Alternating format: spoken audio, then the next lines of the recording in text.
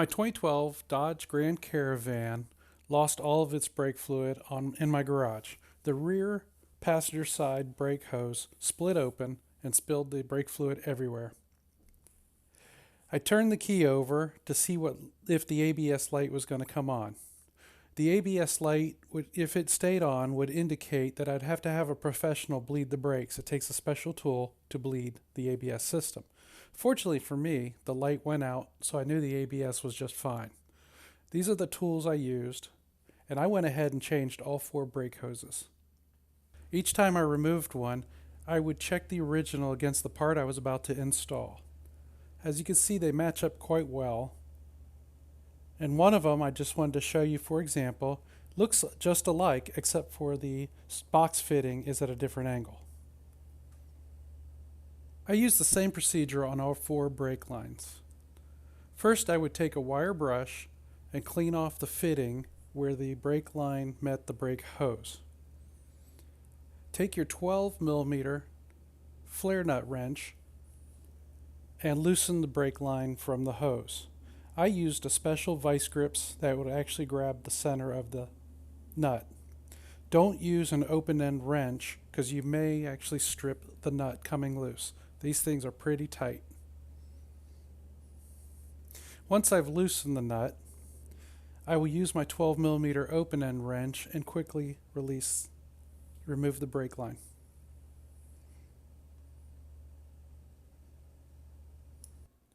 Since the fluid in my reservoir has spilled all over my garage floor, only a residual amount will come out. If you're only changing one line and your reservoir is full, you want to take care to cap that line.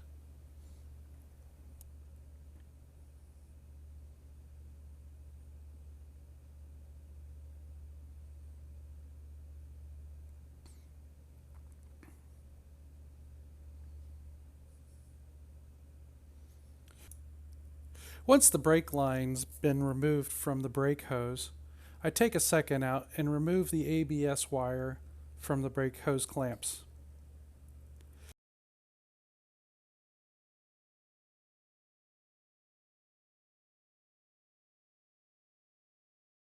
With the brake line removed from the brake hose, I'm going to use a small pry bar and I'm going to push against the brake hose fitting to release the brake hose clip. When I move it out just a little bit, I'm going to grab a pair of pliers and pull it out the rest of the way.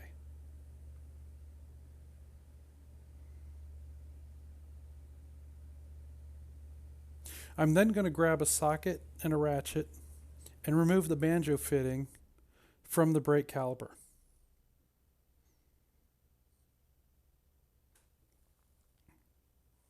The banjo fitting and box fitting will have 2 copper crush washers on them. Do not reuse them. These things are one-time use only.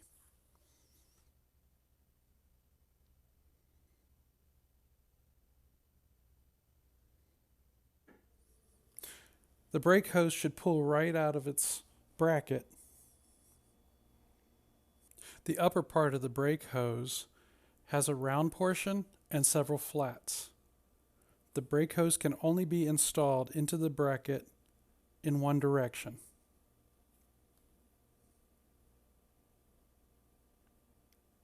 I'll put the brake hose in the bracket, hand tighten the brake line into the brake hose.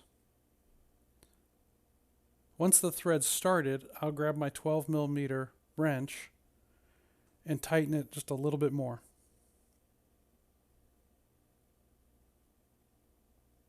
The brake hose is not fully inserted into the bracket.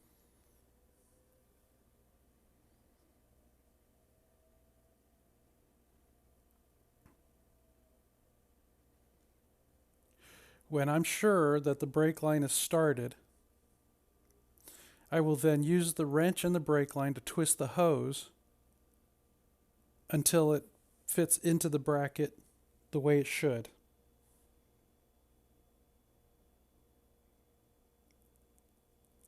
Now I put pressure on the hose and I'll continue tightening the brake line until it bottoms out.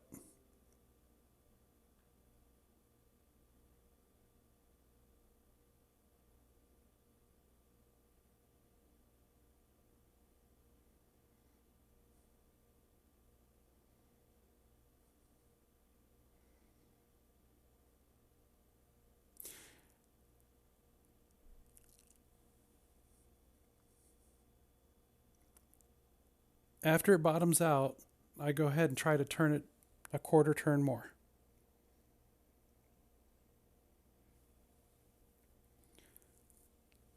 The brake line is now holding the brake hose. Then I put the clip in just enough to hold. I'll bring in my large slip joint pliers and push the retainer most of the way. What you don't see is I'll take a hammer and tap it in the rest of the way. If the retainer goes in by hand, it will be too loose. Now I'll resecure the ABS line back in the clamps. Remove the two brand new copper washers from your kit. You're going to install them on the banjo fitting and on the box fitting as shown. When you put this fitting back on the caliper, you should rest the box fitting up against the caliper. There'll be two anti-rotation pins on the caliper to hold your box fitting square. Use one hand to move the metal portion of the line back and forth, forward, and whatever, so you can line up your banjo fitting. And when you are successful, the banjo fitting should just screw in by hand. Sometimes this takes time. If you use a tool and force it in there, you run the risk of stripping the caliper, and now you'll have to replace the caliper because the leak won't go away. If you don't put the box fitting up against the caliper, once you thread the banjo bolt, the box fitting may not seat onto the caliper and you'll end up removing the banjo bolt anyway.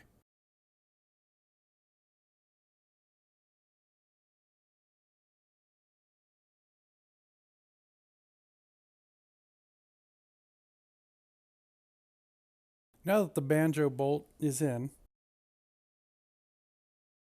I'll use my torque wrench and seat the banjo bolt to 35 foot-pounds.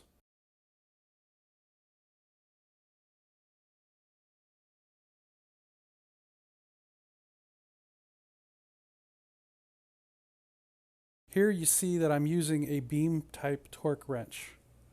These are relatively inexpensive and they do a great job in situations like this.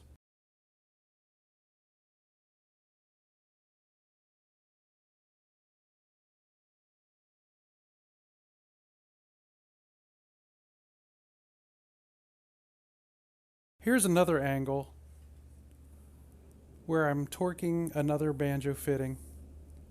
This way you can see how the beam type torque wrench works.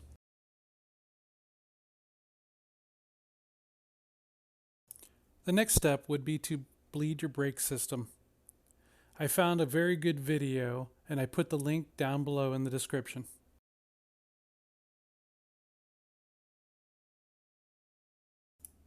So double check that the ABS light remains off.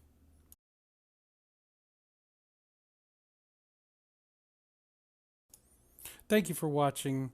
I hope you find this tutorial very helpful and good luck with your own project.